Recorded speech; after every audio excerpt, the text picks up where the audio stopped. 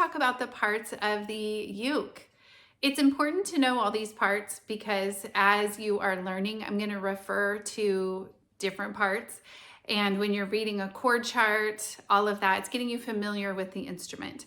Also, when you start bringing the instrument into the classroom or whatever educational environment you are in, it's a great way to introduce the students to the instrument and teaching them about the different parts.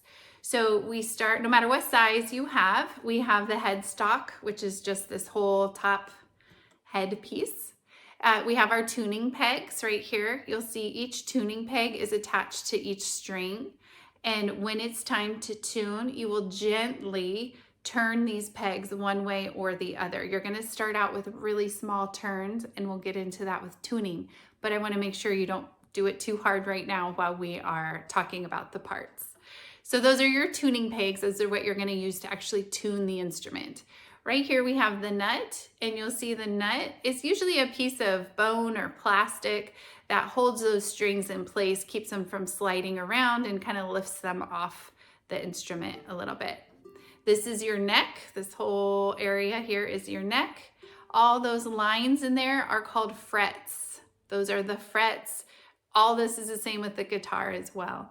And then we have our 4 strings, and you'll see the strings go all the way down over the sound hole. This is where all the beautiful music comes out.